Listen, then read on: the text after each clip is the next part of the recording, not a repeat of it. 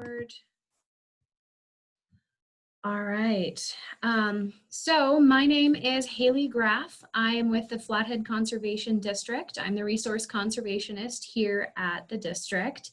And this webinar is being hosted by our district. And with us today, we also have Samantha Tappenbeck. Samantha, I will let you introduce yourself. Hello, thank you so much for joining us and thanks for the introduction. My name is Samantha Tappenbeck. I am the Conservation Program Manager here at the Flathead Conservation District. And Haley, am I throwing it back to you or should I go ahead and get started? Yeah, I'll go ahead and go through the webinar outline real quick. All right, thanks, Samantha. So Samantha will be our presenter tonight, but first I want to cover a little bit about the webinar outline, just so you guys all know what you're in for. We'll be doing a presentation that will last for about 45 minutes to an hour, and then after that we will open it up for a really great question and answer discussion format. So if you have any questions as Samantha goes through the presentation, please post them in the comment box, and I will be monitoring the comment box as we go. And any questions that Samantha doesn't just automatically answer in the course of her presentation, we will make sure to cover during the question and answer session. So make use of that. You can also, there's a little button down there to raise your hand virtually. So if you find that, you can use it and we can sort of call on you during that discussion format. You can video yourself or just unmute yourself and speak up and ask that question personally. So with that, I think we're ready to go. Samantha, I'll go ahead and turn it back over to you. Thanks. Okay. So thanks again for joining us all. I'm really excited to talk to you guys about soil health. I'm going to go ahead and share my screen and hopefully you can see what I put up.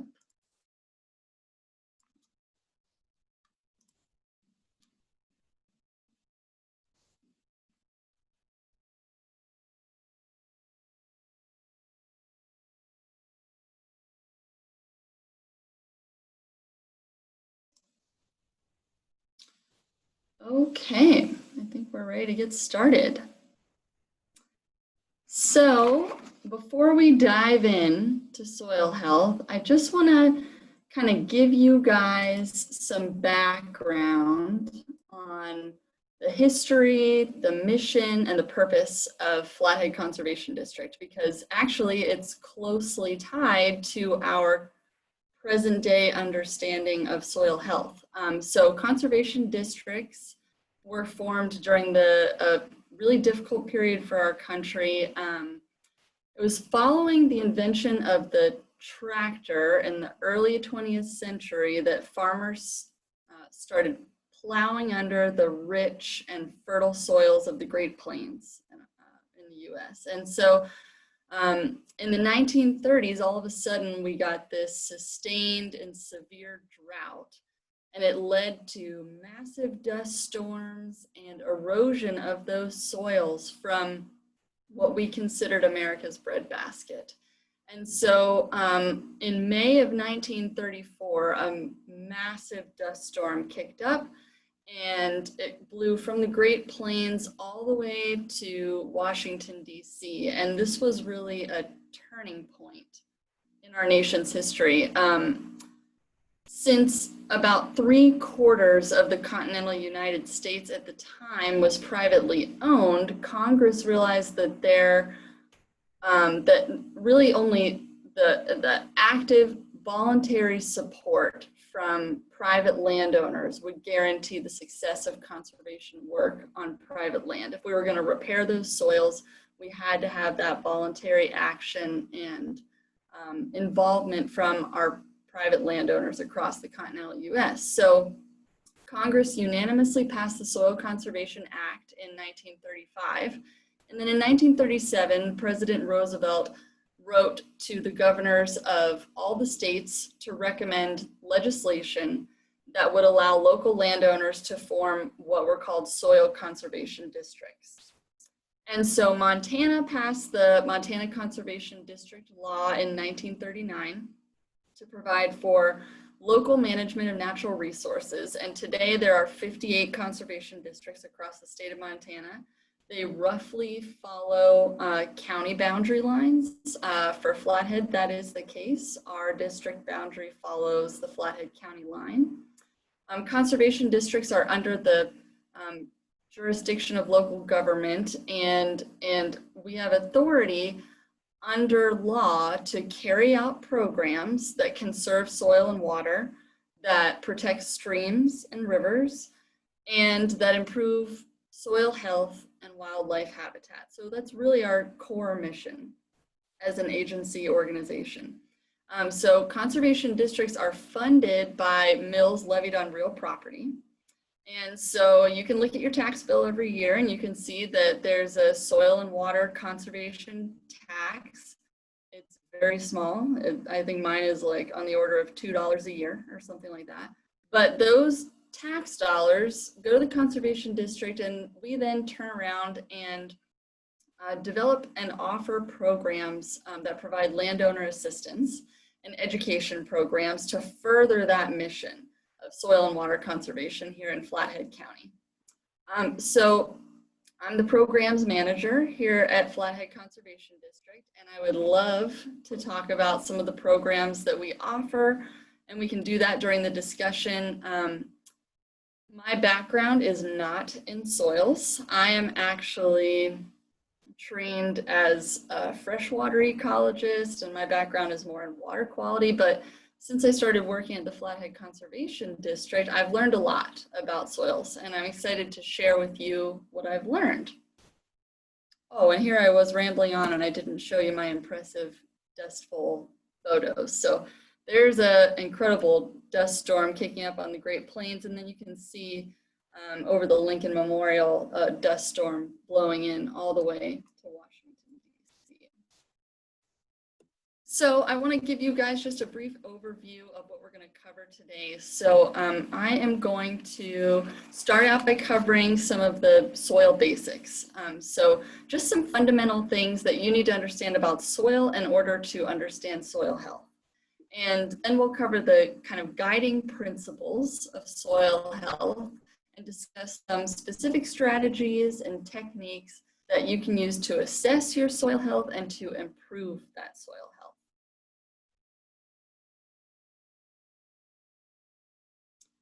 All right, so let's start by defining soil. This definition is paraphrased from a textbook. It's from Soil Taxonomy, and it's quite technical, so we'll break it down. Soil is a natural body on the surface of the earth, and it's composed of solids, liquid, and gases. So it has layers. Those layers are distinct from one another, and those layers are distinct because there are reactions and transformations of energy and matter taking place in those layers. And soil has the ability to support rooted plants. And that's an important part of the definition of soil. Soil is one of our most important natural resources. It is the foundation for life on this planet. However, soil is actually not considered a renewable resource on the scale of a human lifetime, because when you look at the development of soil, consider that the parent material for soil is rock. The parent material is that underlying rock, and this is the geologic source of the materials. So that geologic source gets broken down by factors such as climate, living organisms, weather and erosion, relief and topography, so aspect on a slope. So all those processes result in the accumulation of soil over time. And it takes a long time to make soil. So the USDA estimates that it takes about 500 years to form 1 inch of topsoil. So, of course, that rate varies depending on a lot of specific site conditions, but that's the general estimate for how long it takes to form 1 inch of topsoil. So if we dig a hole in the ground and we look at the vertical section of soil, it shows its various layers from the surface down to the parent material. We call that the soil profile. So soil, when you look at the soil profile, it's composed of about 50% of solid materials. So those solid materials include inorganic matter and organic matter. The inorganic matter generally does not contain an element called carbon. So inorganic materials are like salts, metals, substances made from single elements, and any other compounds that don't contain carbon bonded to hydrogen. Some do, but the majority don't. Organic compounds, on the other hand, contain carbon, and importantly, that carbon and those compounds are mostly derived from living things.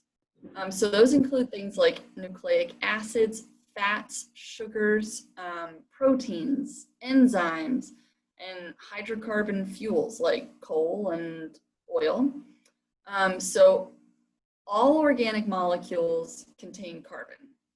Nearly all contain hydrogen, and some contain oxygen as well. And we are not going to talk a lot about chemistry, I promise you, but the difference between inorganic and organic is important in order to understand when we talk about soil health. So the rest of the soil profile is about 50% of space, and we call those spaces pores. And in those pores, there's about half liquid water, and then there's about half air. So this is like the general composition of soil, and that varies a bit from soil to soil, but generally this is what a soil profile looks like. So when you look at that soil profile, you can see these distinct layers, and we call those horizons.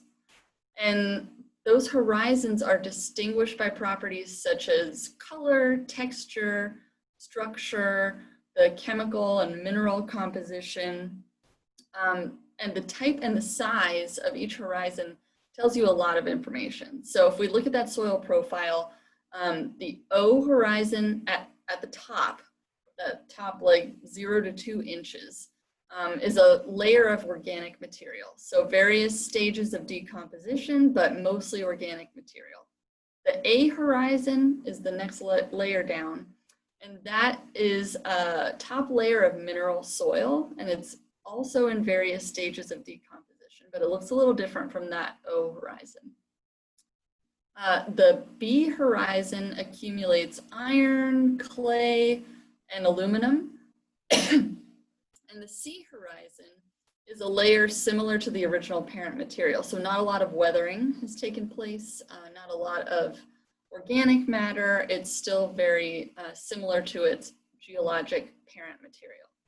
So the O and A horizons are generally what people are referring to when they refer to topsoil.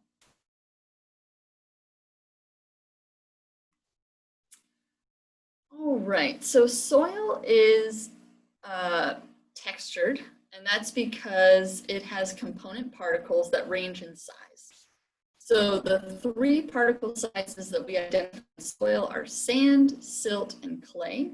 Sand is the largest. It feels gritty. It's actually easily visible. And you can see in this little diagram, it shows the relative size of these different particle sizes compared to one another. So silt is the next smaller down. It feels soft and smooth to the touch when it's wet, and it's not quite visible. Clay is microscopic. It's the smallest particle size. In your fingers when it's wet, it feels sticky and it feels greasy. So soil is made up of a combination of these primary particles, sand, silt, and clay. So there are different classes of soil types that are organized according to the proportion of those particle sizes, sand, silt, and clay in each one. So each one has a different texture. The soil texture triangle is a tool that was developed to help identify soil type using those relative proportions of each particle size. So even if you're not a soil expert, you can use this to determine your soil type. And this is just a little cartoon of it, but it shows the general concept here. Each of the individual soil types, and then loam is a mixture or a combination of these. So if you want to do a simple soil test at home, you can do that, and you can use kind of a do-it-yourself method. And we call this the glass jar soil test. So we've got a document that shows this procedure, which Haley will send to you in the chat box, but it's really simple. So basically you collect soil from the top 6 to 8 inches. You then fill a quart-sized glass jar halfway with the soil. You add a teaspoon of detergent, like dish soap, something like that. And then you fill it with water, almost to the top, but you're going to leave like an inch of headspace. You then replace the lid on the jar and then shake it really vigorously for about 3 minutes. And then you're just going to let it stand for anywhere from 24 to 48 hours. You want to give time for those particles in the soil to settle out accordingly. So after 24 to 48 hours, you can go and look at the jar, and you can use a marker to mark the different layers. You'll be able to see them because they look different and they look stratified. So sand will be on the bottom. Those are the bigger, heavier grains. They'll fall out first. Silt will be at center, and then clay will be on top because those are those really super fine particles. They take a really long time to settle out onto the layers. So you can use a ruler to measure the size of each of those layers. And then you can measure the total depth of your soil. And so you determine the percentage by dividing each layer's measurement by the total measurement. So that'll give you the percentage of each. So then you can take that percentage of clay, your percent of silt, and your percent of sand, and you can use your soil texture triangle. And you can trace a line on the soil triangle. I don't know if you guys can see my mouse, but you can trace a line on the soil triangle for each of those layers to an intersection point. So if you've got 40%, if you've got 40% clay, then you can find that line here on the clay side. And then if you've got 25% silt, you find that on the silt side of the triangle. And then 35% sand will bring you to an intersection point that is, whoop, I keep doing that, sandy clay loam. So hopefully that makes sense. So that's a really easy method for determining your soil type. It's not perfect, but it'll get you pretty close. So soil structure is basically how soil particles are lumped together. So they come in different shapes and sizes, and it depends on how the soil is formed. And so soil particles can be bound together in what we call soil aggregates. And aggregates can resemble, grains, like granular. They can be blocky, they can be platey, like plates in the ground. And so this structure has a direct relationship with the amount of space in the soil. And aggregates play a really major role in structure formation and soil health because pore spaces in the soil influence air and water storage and then gas exchange. So they create habitat for soil microorganisms, and they allow for plant root development and penetration of those roots into the soil. They assist in nutrient cycling and transport. Soils that have high aggregate stability are much more resistant and resilient to disruptive forces like the force of water hitting on that surface, and they don't easily break apart. So for best plant growth, soil structure is ideally granular on the surface and then blocky or prismatic in the subsoil. So that, excuse me, that soil structure provides for adequate drainage of water, and it also provides sufficient holding of water so that rooted plants can grab onto that water when it's there. The worst for plant growth is the platy or massive soil structures because water moves so slowly through them. You don't get effective drainage. And so that can be bad for plant roots to be totally submerged in water all the time. And then single grained is bad. So think of that as like sand that you would see on the beach. Single grained is bad because water isn't held for very long in that soil texture. So they dry out really fast and there's little pore space to hold on to that air and water. So structure can be destroyed by compaction, and that compaction could be, of any scale. It could be foot traffic or vehicle traffic, and it's more fragile when it's wet. So you want to avoid working in wet soils if you can. An easy test is, if you dig your shovel into your soil and the soil sticks to the shovel, it's too wet to work in.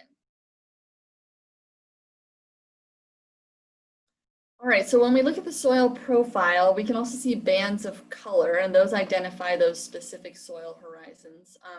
The amount of organic matter and types of minerals present in the soil affects its color, and soils change color as they become wet or they dry out, but soil color can also reflect the presence or absence of certain bacteria that create and consume soil materials, so it can be really telling. The standardized measure of color uses what we call the Munsell soil chart to determine color hue, value, and chroma. Those are different measures that you don't need to worry about. We won't get into the details of that test, but it's a simple test because it's just a visual comparison and it can tell you a lot about your soil quality. So like browns and reddish colors indicate high iron, sometimes clay content, but generally red and brown indicate well-drained soils, while gray or greenish soil mottled with like rusty spots in there, which you can see in this photo, that indicates prolonged wetness. And so dark brown or black usually means high organic matter. So that's an important one to look for. And so remember, organic compounds contain carbon, and most are derived from living things. So when you walk through the woods after it's rained and you smell that really wonderful earthy smell, that smell is decomposing organic matter. And organic matter is the key to soil fertility.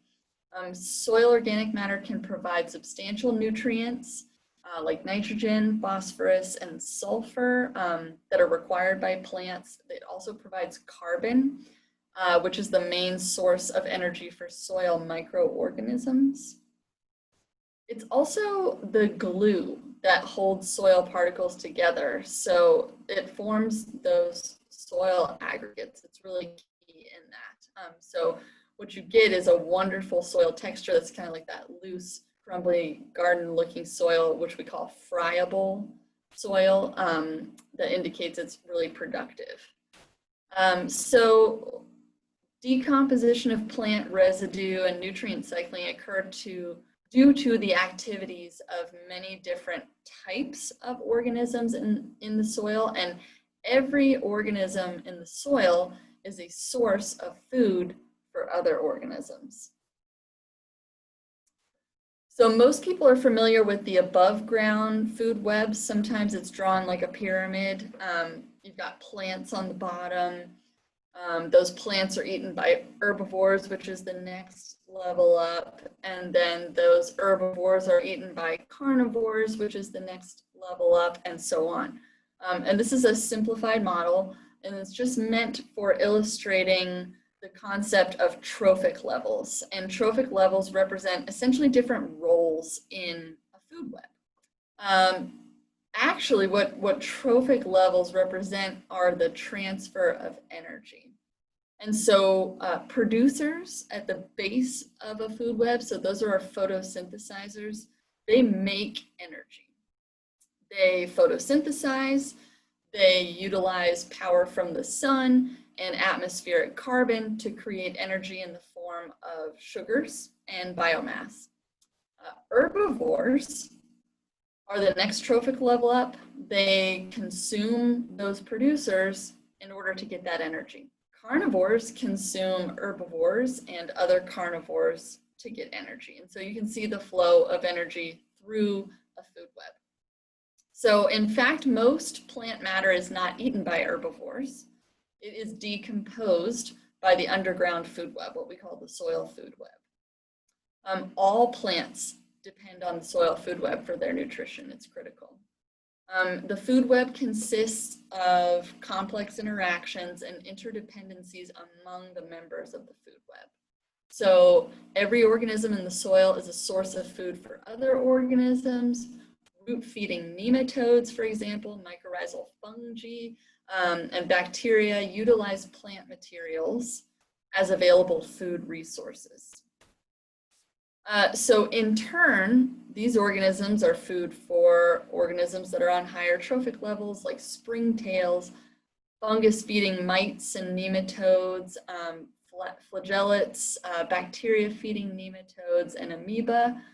These organisms are then food for predatory mites and nematodes. So a lot of these organisms that make up the soil food web are microscopic, they're microbial.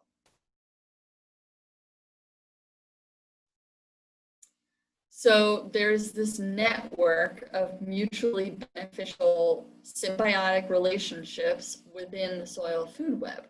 So plants are photosynthesizing and they're making sugars. The plants eat these sugars, but they also share them with the fungi that live in the soil and within their root system. And we call these mycorrhizal fungi. The fungi have a network of fibers that are called hyphae. Those hyphae grow and they explore the soil. You can see them in this video. They look like root hairs, basically. So those are fungal hyphae. So they're exploring the soil. As they do that, they release carbon, which is food, along the hyphae. So the bacteria absorb this carbon. That's their food resource. And they multiply themselves along the hyphae. So you can see in that video, which I'll try to play again, or maybe I won't. You can see the bacteria are moving and eating carbon that the fungus is exuding along that hyphae. So it's a really neat relationship because the bacteria then live in these nodules. The plant forms nodules along its roots where the bacteria can live, and they trade nutrients for carbon, which is the food. And so bacteria fix nitrogen, they take nitrogen from the atmosphere and they convert it to an available form and they share it with the plant. So that's one of those symbiotic relationships. So the structure that the fungal hyphae provide are really critical to a fertile soil. Their presence also facilitates the presence of other organisms and those reactions within the soil and within that soil food web. So organic residues and soil organic matter that contain nutrients are the result of those interactions, and that's what drives the soil food web. So this is what ultimately determines soil fertility. So you have organisms that are consuming other organisms and they're excreting inorganic wastes. So that process of taking organic materials and converting it to inorganic waste materials is called mineralization. Not important for you to know that word, but that is ongoing in the soil. Those inorganic nutrients are then usable by plants, and they're mobile in the soil. So they can be taken right up by those plant root systems. So organisms then take up and retain those nutrients as they grow, and then organic nutrients are stored in the soil and in the organisms as organic matter, and the cycle goes round and round. So if we look at different types of ecosystems, they generally have these characteristic food web structures. So here in this chart, we're comparing a forest ecosystem, a prairie ecosystem, and an agricultural ecosystem. And so note that the numbers of organisms that are shown here are approximate numbers per teaspoon of soil in the upper part of the chart, and then per square foot of soil in the lower part of the chart. And so these are like incomprehensible numbers, right? So we're talking about 100 million to billions of organisms in a teaspoon of soil. But if you look at the differences between these systems, it's really interesting. So no-till systems, so those systems that have very low amount of physical disturbance, tend to favor a fungal-dominated food web. So if you look at the difference between a forest ecosystem and ag land and the amount of fungus that's there, we're talking about the difference between 1 to 40 miles worth of hyphae in a conifer forest to yards of fungal hyphae in an ag land that is conventionally tilled. And so bacterial dominated food webs are the norm with conventional tillage. So it's fascinating to look at these differences because those differences at one trophic level trickle up and down the food web trophic scale. All right, so up until this point, we've talked a lot about the basics of soil structure, and let's turn our focus to soil health, which is defined as the capacity of soil to function. How well the soil does what we want it to do is what we're referring to when we say soil health and function. So healthy soil gives us clean air and water, it gives us bountiful crops, forests, it gives us productive grazing lands, it gives us diverse wildlife and beautiful landscapes. And then also, when you increase soil health, you increase resiliency to things like stress and disturbance. So it's in our best interest to understand and enhance soil health. So we have these 5 principles of soil health, and they're concepts that we'll review individually, but these are not mutually exclusive principles. So we'll go through them one by one, but the strategies and the techniques that are used to put these principles into practice overlap these concepts. So keep that in mind. So when we talk about the 5 principles of soil health, we're talking about keeping soil covered or armoring the soil, minimizing soil disturbance, maximizing plant diversity, maintaining living roots in the soil, and managing livestock to benefit the soil. So we'll explore each of these in a little bit more detail. But it's important to note that these principles translate to multiple scales. So they translate from the backyard garden all the way up to large scale agriculture. So bare soil is susceptible to the destructive force from raindrops, which break apart those soil aggregates and destroy soil structure. So soil armor or cover provides numerous benefits for cropland, for rangeland, haylands, for your garden or an orchard, for ditches.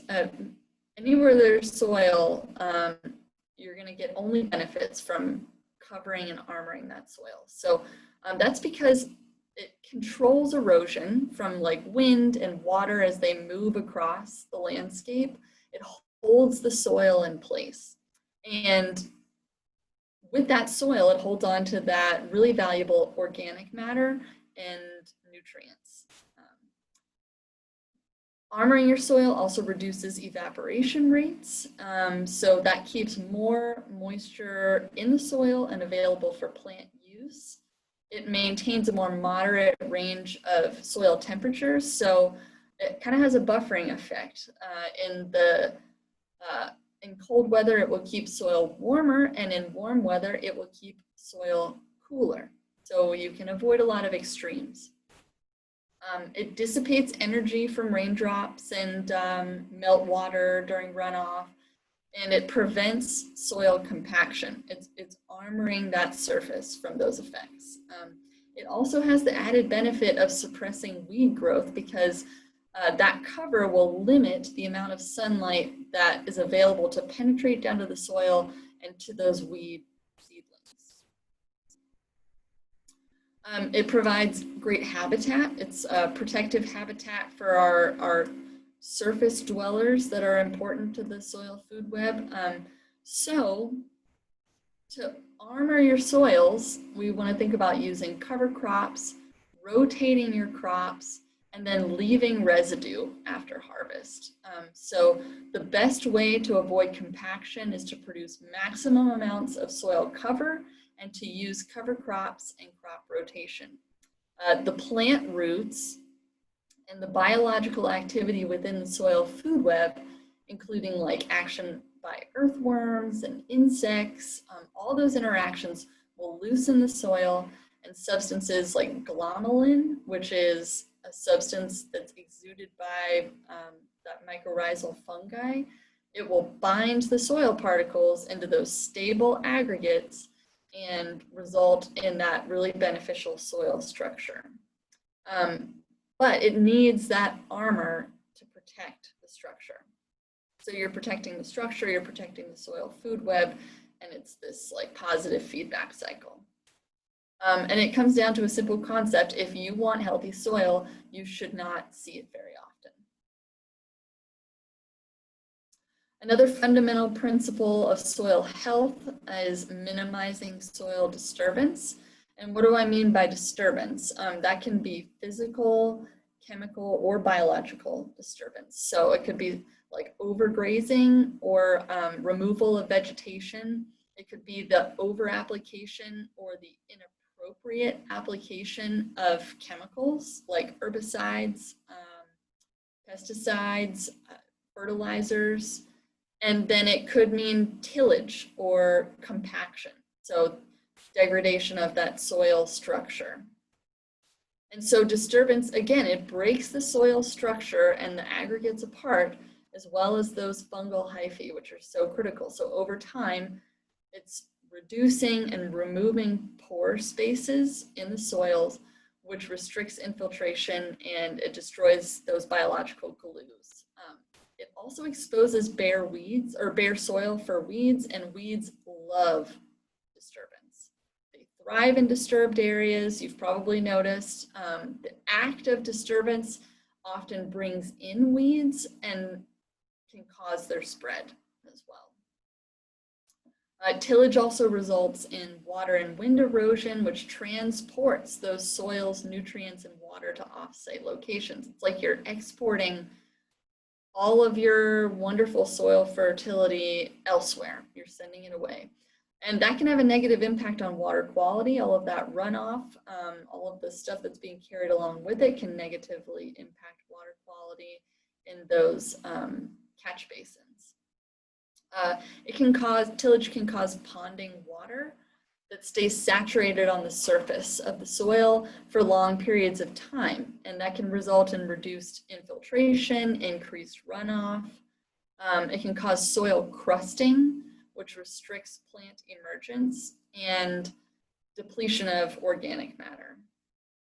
This doesn't mean that you can't ever turn over your soil again.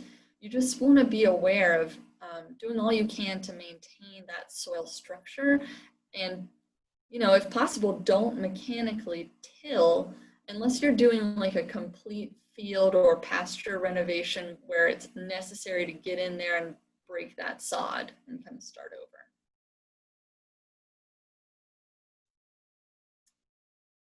So to maintain improved soil health, it's critical to mimic nature, basically. And we do that by maximizing plant diversity and maintaining living roots in the soil. So you can maximize plant diversity by growing as many different species of plants as practical. So plants differ functionally.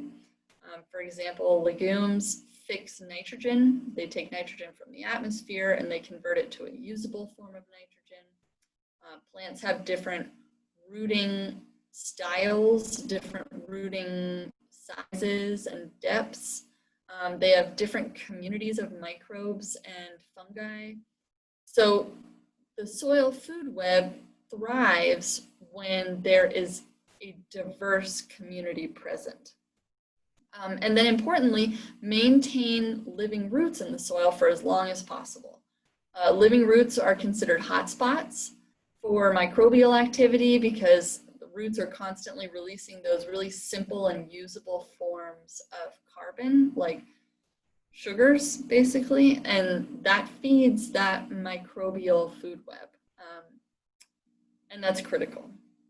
So these images are from the Tallgrass Prairie Center out in Kansas. And so, I mean, you look at that incredible soil, and there's a really neat comparison there between root systems found under like a native grassland compared to an agricultural land that's just a monocrop, and the differences are incredible.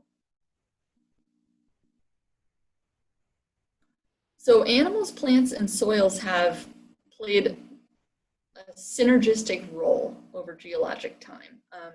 In recent years, we've kind of altered that. So animals are now like a reduced role because we're taking them off of the fields and putting them into confined areas. And so fewer and fewer farms are including livestock as part of their overall land management and farm operation. So we've kind of like shifted the system. We've skewed the system compared to how it naturally works. And so managing livestock to benefit your soil can take advantage of that ancient synergism and make disturbance work for you, because these systems, these communities of plants and the microbial food web in the soil is adapted to a certain amount and a certain kind of disturbance. So like incorporating livestock grazing into a cover crop cycle can be a win-win if you do it properly.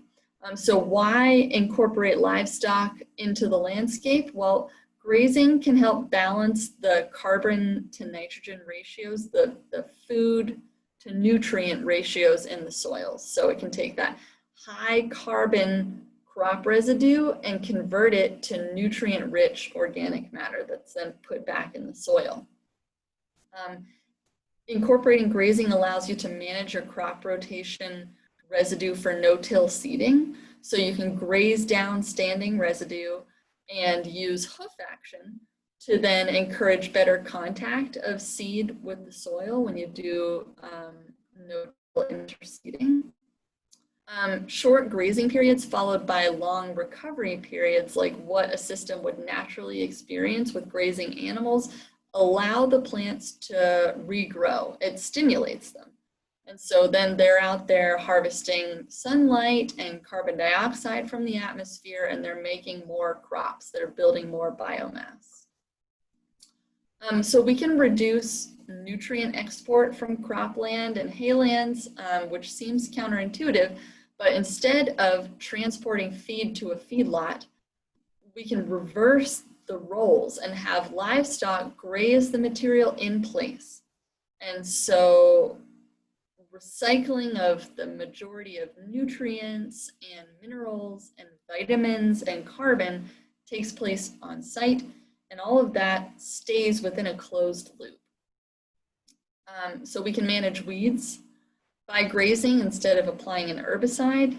Grazing cover crops or grazing your crop residues allow us to take livestock off of perennial grasslands earlier in the fall, extending the grass recovery period and then providing a higher livestock nutritional diet. So it's a win-win. Grazing reduces livestock waste associated with confinement. So then again, that's going to help manage the nutrient runoff and be a big benefit to water quality as well. So I want to talk about some specific strategies for improving soil health and then putting those 5 principles into practice. So again, tillage is the practice of digging up, turning over, or otherwise agitating the soil with mechanical tools, typically a plow or a disc. So you're all probably familiar with this, but tilling breaks up that soil compaction. It helps eliminate weeds. It incorporates cover crops for boosted soil fertility, and those are important benefits. But tillage also leaves soil vulnerable to erosion. It destroys those important fungal networks that are underground. And this method has been practiced for thousands of years. I mean, so, you know, take that for what you will. It's still really common. But over time, we know that the soil structure breaks down, the soil food web is lost, and as a result, the soil becomes infertile. No-till agriculture has pros and cons.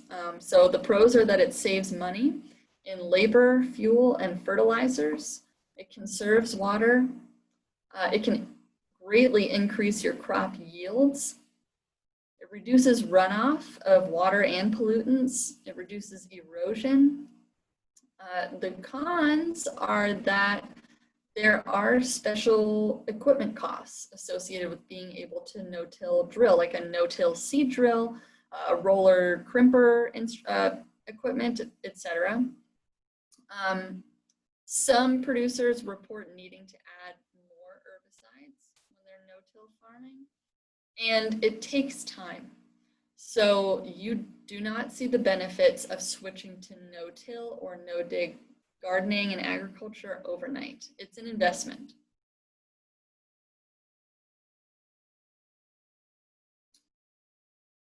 So nature doesn't till. Again, you know, when we think about soil health, we think about mimicking nature because nature's been doing it for eons and creating great fertile soil.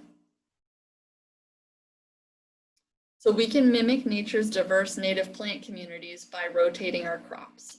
Rather than planting one annual plant at a time in the same location year after year, rotate your fields or garden spaces with different crops. And you know, this is a pretty basic one.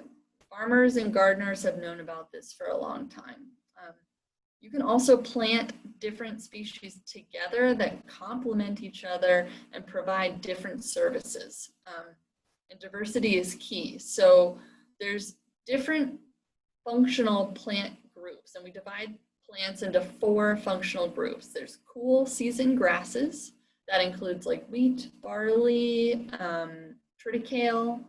There's cool season broadleaf plants.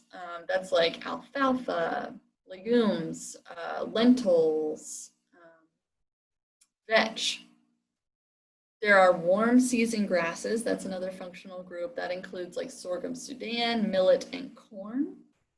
And then warm season broadleaves include soybeans, mung beans, sunflower, and safflower. Those are some examples. So rotate crops, minimize fallow periods using cover crops. Crop rotations can be designed to include crops that are cool season or warm season. They're high water users, low water users. They have a taproot or a fibrous root. They might be high carbon or low carbon requirement, or high nitrogen, low nitrogen requirement. Some of those species might fix nitrogen and provide it to the soil community, while others are nitrogen consumers. So there's all of these different functional groups that you can make work for you. And by planting diversely, you're more closely mimicking nature. So cover crops can be a really critical and fundamental aspect of rotating your crops. So they are crops that are grown in the off season just for the protection and enrichment of the soil. So they're not crops for us. These are crops for the soil. You can think of them like a living mulch. So they provide tons of benefits. They armor the soil, they suppress weeds, they control erosion and hold in moisture. They provide those carbon exudates, feeding the soil food web. They build the soil aggregates and pore spaces, and they improve infiltration to your fields or your gardens. And they provide really great pollinator habitat and forage as well. There's lots of different types. There are nitrogen fixing cover crops. Those include like clovers, peas, beans, vetch. There are biomass producers, so they provide lots of organic matter to your soil. So those are like your grasses, grains, barley and rye. And then there are compaction breakers. So those are like really thick-rooted, strongly rooting plants like daikon radish and turnips. They're going to get in there and break up that compacted soil. And that's the job that they do. So you can think about combining these to maximize those different like services that they provide in functional groups.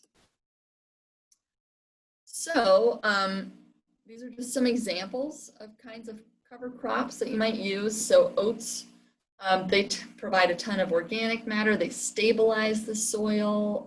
Clover, like I said, it fixes nitrogen, adds tons of nitrogen back into the soil. It's also got long tap roots, so it'll bring up nutrients from deeper down in the soil that would otherwise be inaccessible. It also adds organic matter. Winter rye is a great one for building soil structure back up. So it's got deep roots, it adds organic matter, and it really limits erosion. So like if you were thinking about planting a cover crop this fall, winter rye could be a good one to incorporate. It will sprout, it'll go dormant over the winter, it'll come back early in the spring, and so you get the stabilizing force when the rains start to come and the runoff really takes off. So when you think about the types of cover crops that you want to use, you need to think about what your goals are. Take advantage of tools that are out there to help you select cover crops to meet those goals. So this cover crop chart was created by the U.S. Department of Agriculture. It is modeled after the periodic table of elements, if you're familiar, and it includes information on the different species that might be planted individually or within mixes. So Haley's going to drop the link to this resource to you in the chat box. And you can learn a lot. This is a great resource. So it gives specifics on growth cycle, relative water use, plant architecture, forage quality, pollination, all kinds of stuff. Cool season versus warm season crops. So some of the things you want to consider when you're thinking about cover crops are timing, function, varieties that you want to use and combine, expense, can they tolerate density? Can they tolerate being in a mix? And then you want to think about termination as well. So you want to consider timing. It's really important to plan ahead when you think about cover crops. When do you plan to sow a cover crop? Is it going to be cool season or warm season? Annual crops, they need to be seeded earlier than perennial crops. This gives them enough time to grow before that killing frost sets in. Perennial cover crops, on the other hand, can be planted later. Winter rye, as I mentioned, that's a good one. It'll grow later into the cold weather season, and then it will begin that spring regrowth earlier. You can sow it up until late fall. So another timing component to consider is giving the organic matter time to do its work from a cover crop. So if you do plan to till in that cover crop, you're going to want to plan your sowing and tilling accordingly so that you're giving it enough time for the organic matter from that cover crop to break down and provide those benefits to the soil. So another consideration is how you're going to terminate the crop. Are you going to terminate the crop? So you might use like mowing. It might be a frost kill crop that just dies out when it gets that first frost. Are you going to use a chemical termination on your cover crop? Or are you going to let it flower? Some cover crops can turn weedy, and so they might turn weedy and create a competition issue. Some of them will set seed, but some are really good to let flower because they're really great habitat for pollinators. That can be great for your fields, your gardens. Great to have good pollinator habitat. So winter kill crops, they'll die come winter, and they'll leave you with really good organic matter in the spring. They'll also limit erosion because you've got the roots of those crops still in there stabilizing the soil. So it's great to keep those in the ground. They'll stabilize the garden beds and your fields. So some common annual cover crops include like buckwheat, oats, field peas, annual rye, and crimson clover. So they'll be killed out by the first frost. And then cover crops that don't winter kill are perennials. So you'll see them year after year. They'll go dormant come winter, but they'll begin to grow again in the spring. And so these are great for areas that you won't plant immediately come spring because their growth will stabilize the soil. It'll outcompete weeds, and it'll keep soil covered to limit erosion. So some common perennials are winter rye, hairy vetch, red clover. So then another consideration you need to think about is your budget. So generally these are pretty inexpensive. When we talk about cover crops, they're pretty inexpensive, but they're not cash crops, like it's more like an investment. You're not going to make a direct profit off of these cover crops. They are an investment in your soil health. So again, if you want healthy soil, generally you shouldn't see it very often. So this is a nice cover crop. It looks like some red clover, some peas, maybe some barley in there. All right, so strategies for improving soil health by returning livestock to the landscape include winter and fall grazing cover crops and annual crop residues, summer grazing a full season cover crop, allowing adequate plant recovery followed by a second grazing during the fall and winter can be a really effective strategy. Winter feeding on hayland fields by rolling out bales or bale grazing. And then you can seed rotational perennials and then graze and manage those as part of the crop rotation. So I definitely encourage you, if you're interested, to incorporating livestock back into your landscape to get in contact with a professional because they can help you develop a grazing plan that will work specifically for you and your crop rotation and your land and your plans for land management. But those are some basic strategies you might try. So another practical strategy for improving soil health is composting. And compost is that rich, dark, mature mixture that you get when you decompose organic matter. So you can compost all kinds of stuff: kitchen scraps, leaves, manure, grass clippings, and decomposition is occurring all the time. It occurs in damp, oxygen-rich environments, and warm weather helps decomposition for sure. Heat is actually created by the process of decomposition. So those microorganisms that do the process of decomposition that you want in your compost pile, they make a lot of heat during that reaction, that decomposition. So that's why you'll see steamy compost piles, and they get up to really hot temperatures if not, managed appropriately. But composting is really easy to do, and it's got a lot of benefits. So it forms that humus, that decomposed organic matter, and that's the stuff that smells wonderful and earthy and rich. It's that rich, earthy smell. It improves your soil structure. It holds water. It enriches the soil with nutrients and adds life to the soil. So the compost is not just adding the carbon and the nutrients, it's also adding to your soil the microbes and even higher trophic levels in the soil food web that are so critical to making that soil food web function. So compost can reduce or eliminate the need for chemical fertilizers. It can promote higher yields of your crops or your garden vegetables.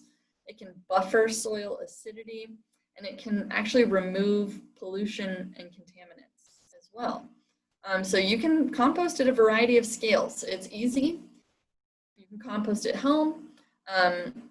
Haley's gonna send you guys this resource that I've got a picture of here called The Ins and Outs of Compost. Gives you a guide as to what sorts of things you should compost, you might compost, and you definitely should not compost. But what's critical with composting is to balance the ratio of what we call greens to browns. So greens are nitrogen rich, they're usually fresh, they're wet and they're heavy. Think about like lawn clippings, think about like lettuce butts, lots of kitchen scraps are considered greens. And then the browns are carbon rich. They're usually older and they're like dry and light. Think about like dried leaves, sticks, manure, if it's been dried out and sitting out for a while, might be considered browns. So the ratio of greens to browns is ideally 1/3 to 2/3 by volume. So you want 2/3 brown to 1/3 green. It doesn't have to be perfect. That's ideal. Decomposition is going to happen either way. But if you try to hit that ratio, you're going to get decomposition faster and more, I guess, usable quicker. And so when you add compost and when you incorporate compost into your garden or on your agricultural field, you want to make sure that the compost is finished before adding it to your garden area. That's critical because if it's not finished, the compost can actually compete for nutrients like nitrogen, and it can stunt plant growth. So you know your compost is finished if the original materials that went into making it are no longer recognizable. They're mostly unidentifiable. They have that nice earthy smell. They're dark or dark brown, black in color, and generally uniform in texture. So those are the key characteristics that you want to look for in finished compost. So if you want to learn more about the condition of your soil, a great first step is to collect and analyze a sample. There are test kits out there, and then there are laboratory tests. Test kits generally measure nitrogen, phosphorus, potassium, and soil pH.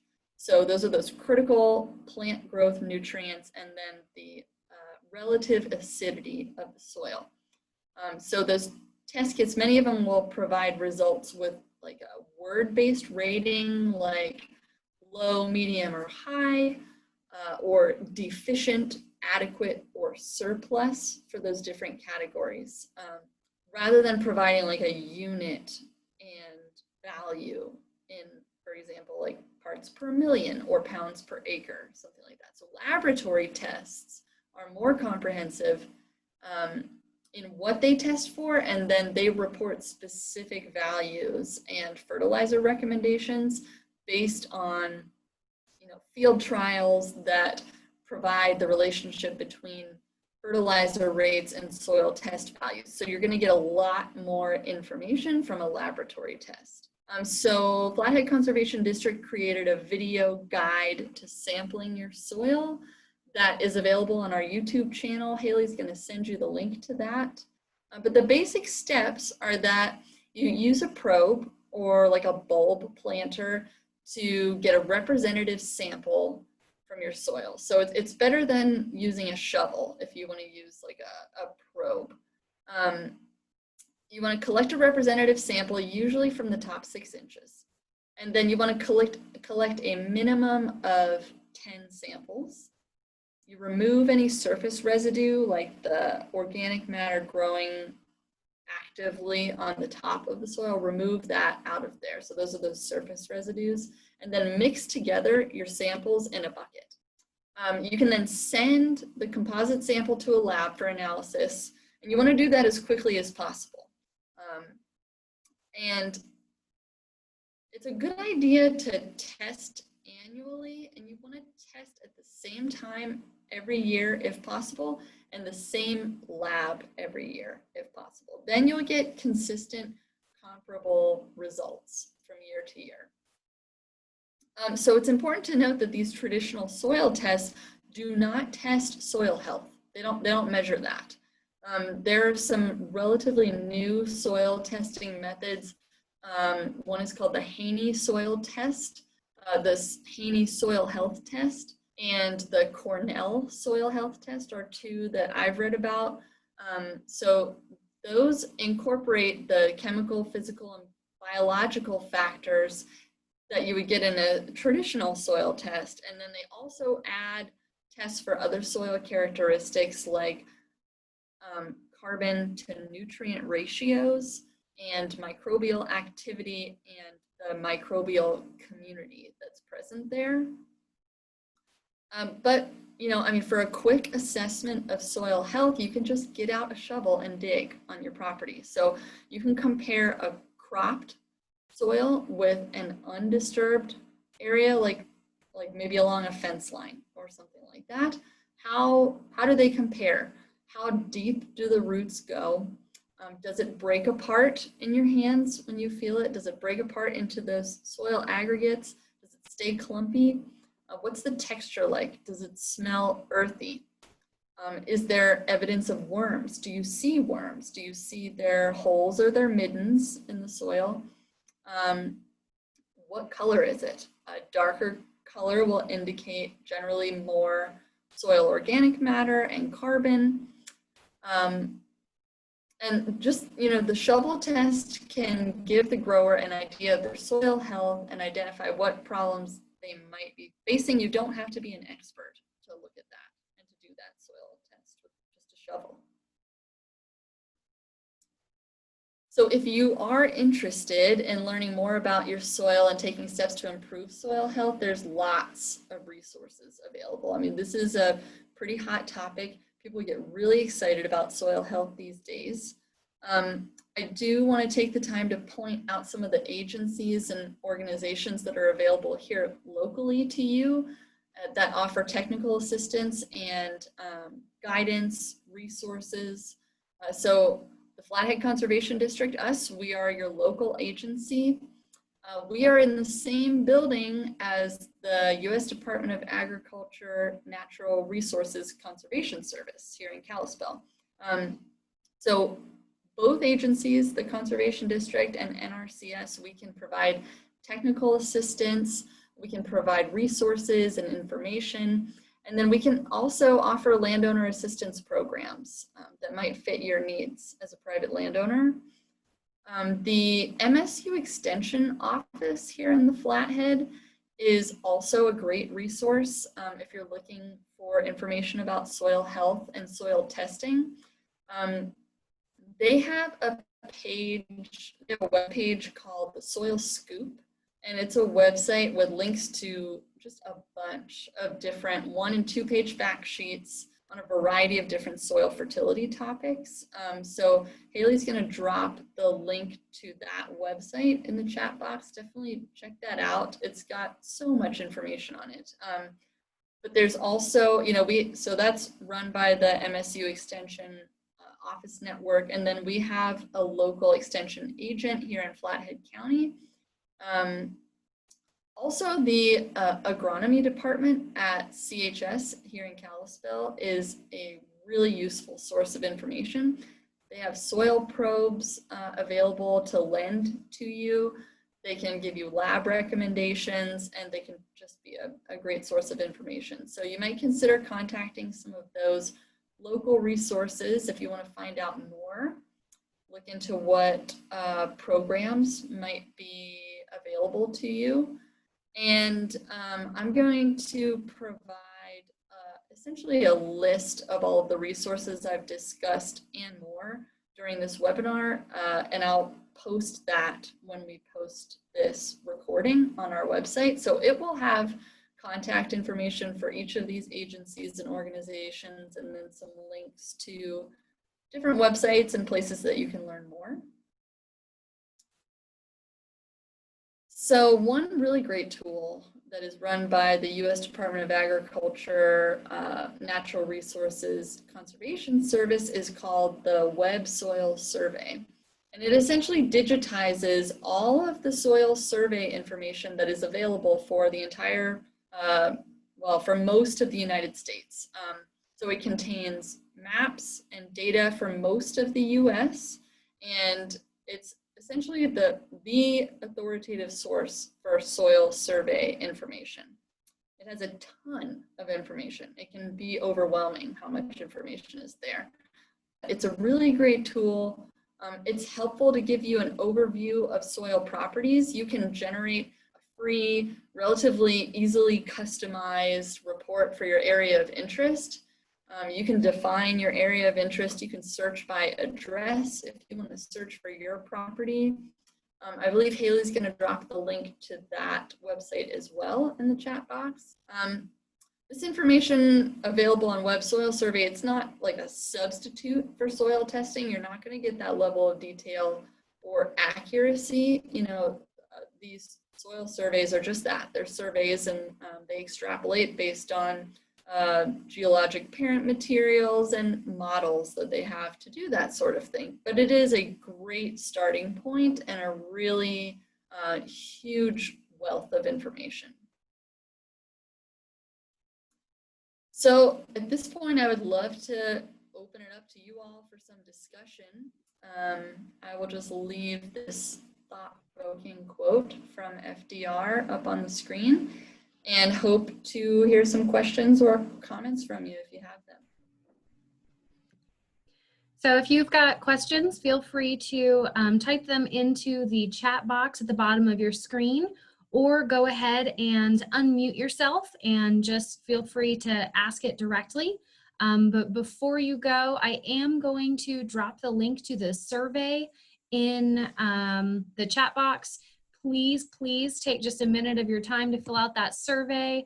We use it to improve our surveys in the future, and also it's tied to some of our grant funding. So that is coming your way right now.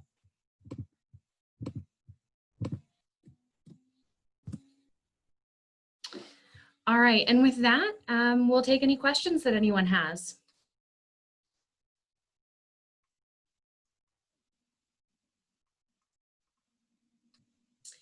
Well, I can start it off, Samantha.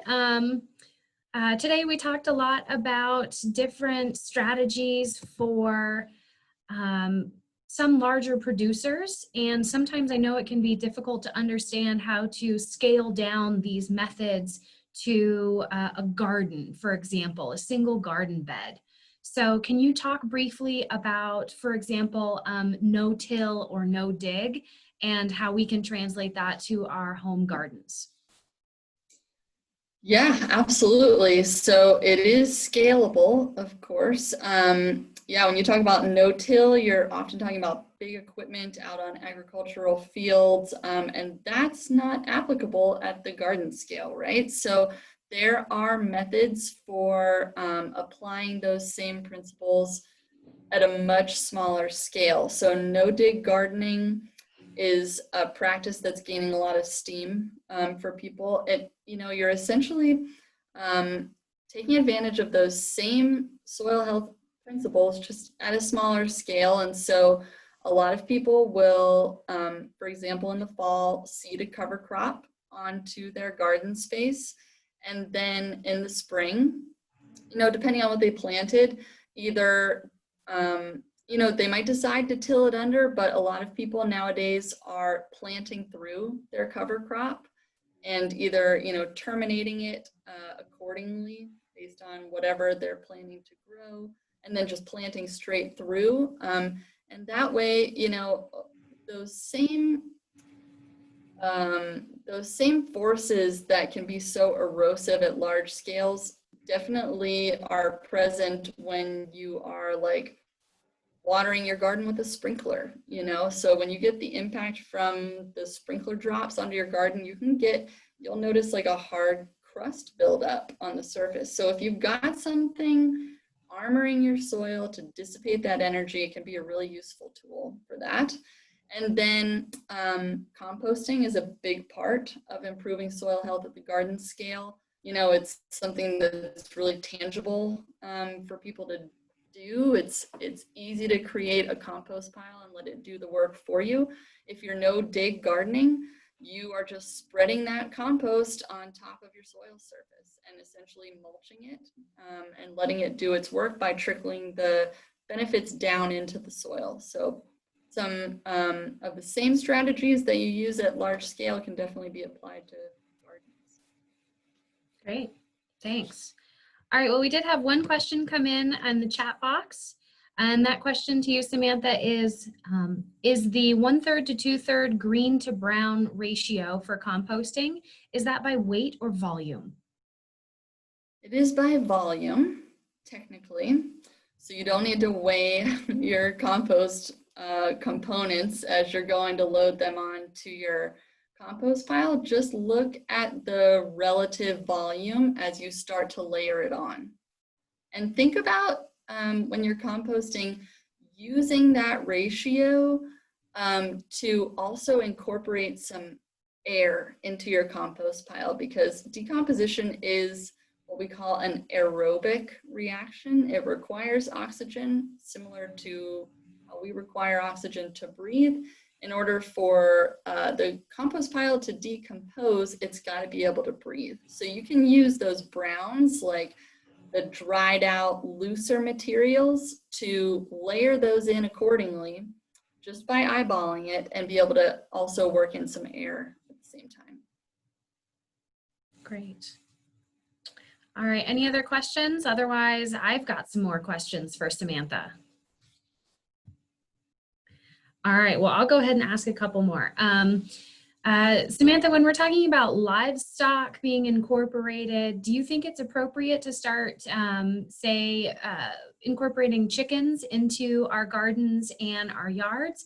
I know that a lot of us have chickens now. They're pretty trendy, and can that be considered a form of livestock? It can. I mean, chicken manure can provide great fertilizer. You want to be careful with chickens for a few reasons. Grazing styles differ between livestock. So like cows graze differently than horses. Cows and horses graze differently than chickens. Chickens can be extremely destructive to your garden if you're not careful. They can be really beneficial to get in there and control pests, to add a little bit of nutrients when they excrete waste. But you want to be careful with timing with chickens, and I think that's the key component. Okay, great. Looks like we've got a couple questions in the chat box. First one is, how often do you turn a compost pile? That's a great question. It probably depends on climate, on what sort of things you're composting, but general guidance is every like couple of weeks. Get out there and turn it at a minimum. I set a calendar reminder to go off once a month in my phone to remind me to go and turn the compost. And so if you can get to it once a month, I think you'll be able to take advantage of compost in a relatively reasonable time frame. Great. All right, the next question is, how does dried field grass compare to the greens and browns compost mixture? I guess I would classify that as browns. If it is dry and loose, no longer wet and heavy, no longer like a grass clippings pile or something like that, then I would count it as browns and I would incorporate it accordingly. Okay. Well, I have a similar question, still on composting. I know that a lot of people apply like a weed and feed type mixture to their lawns if they're anything like my husband. And I know that those mixtures have a lot of chemicals in them, and some of them, like fertilizers, may be beneficial, but others are herbicides. That's the weed part of the weed and feed, right? So if we're talking about grass clippings, do we need to be careful about putting chemically treated grass clippings into our compost? Yeah, it is possible, but you do just need to be careful. So generally those chemicals like weed and feed that you would buy, kind of like over the counter and apply to your lawn, they are designed with like herbicides and chemicals that are intended to be short-lived and taken up by the plants rapidly.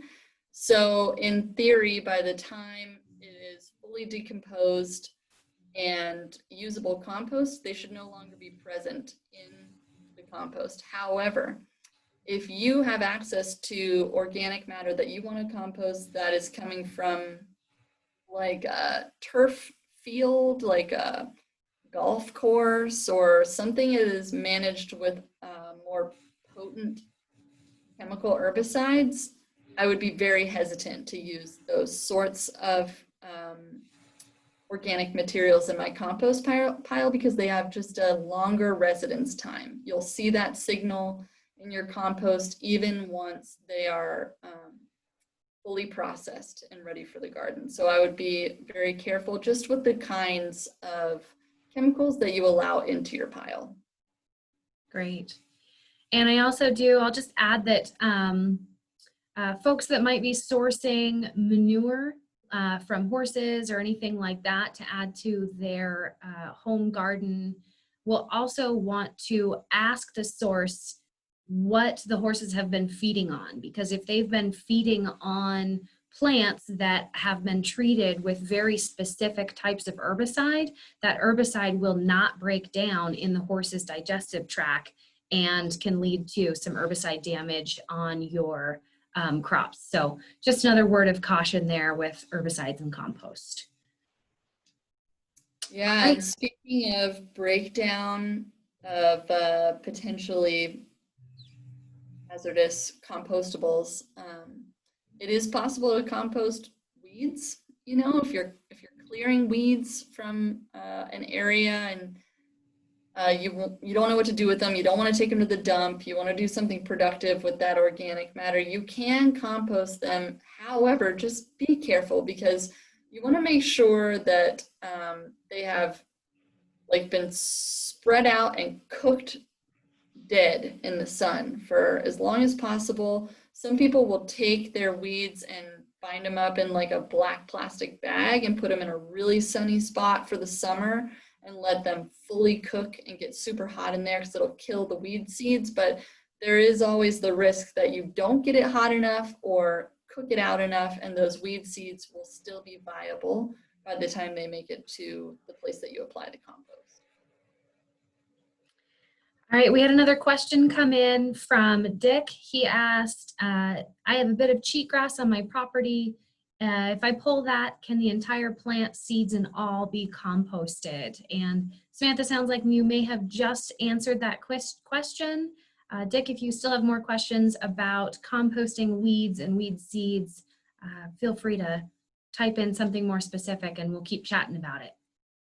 I will say that I would be very cautious with cheatgrass because I know that their seeds are incredible survivors and last for a very long time in the environment. And boy, I would be hesitant to do that. Good advice.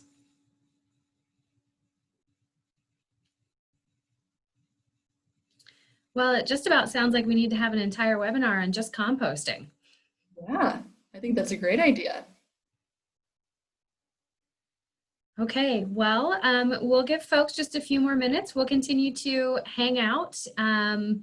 All of those PDFs that we talked about, as well as the links, and don't forget the link to the survey, are all in the comment box. So we recommend taking a look at those. Once we close out the webinar, that comment box obviously will go away. So grab those resources now while you can. But give us about a week or so and we will get the entire presentation and all the resources uploaded to our website. So stay tuned for that, and then you'll be able to share the presentation. I will put a link to it on Facebook and everything else. So if you have any questions or you wake up at 2 o'clock in the morning just dying to know something, you can always call the office and leave a voicemail and we'll get back to you with that answer as soon as we can. All right, and just thanks everybody for coming, and thank you, Samantha, for putting in the time.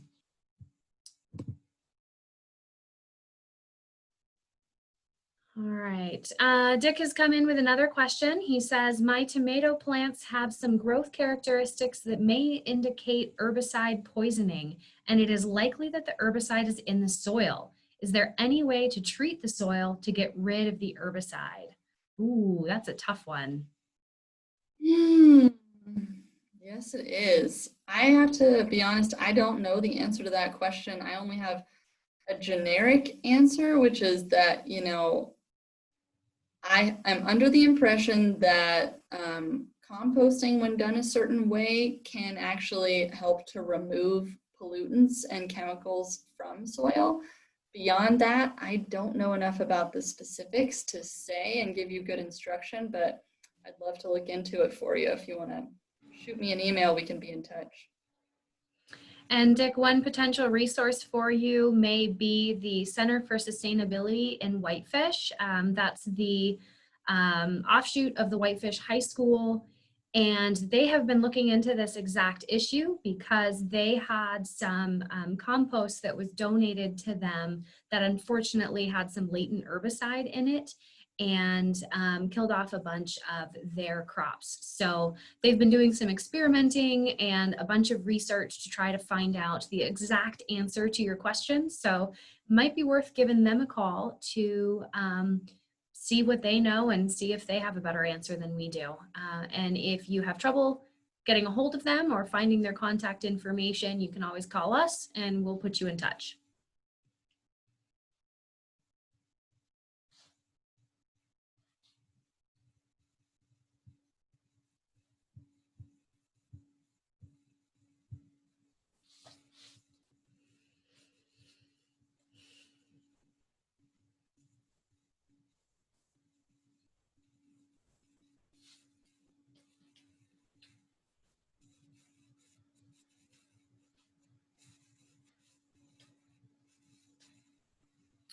Well, nicely done, Samantha.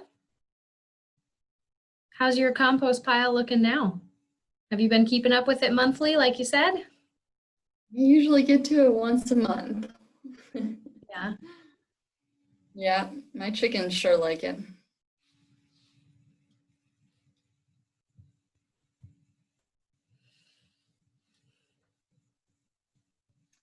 I will mention I'm fairly a novice composter, so it's like an ongoing learning process. Something that has been a challenge for me is continual composting. I'm generating compost all the time. I mean, mostly kitchen scraps, and I want to put those to use, right? And so I'm always adding to my compost pile. For a long time, I struggled with how to continually add to a pile, but then be able to access usable compost and not unfinished compost as I continually add to it. So I think what I found is key is how you set up your pile. And I've found lots of great designs online that are super cheap and super effective to set it up in a way that like you can still continually add on top and then grab out your finished compost from the bottom.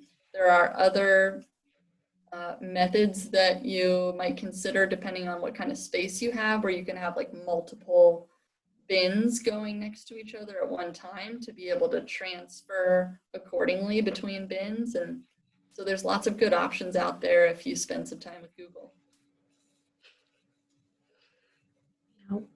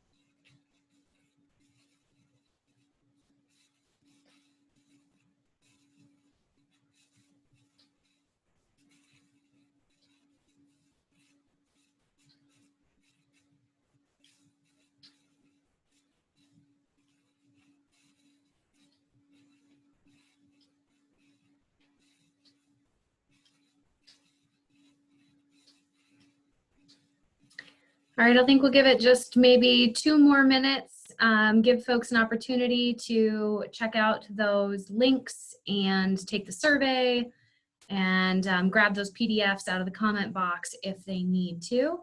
And then we'll go ahead and close the meeting. So last chance for any questions.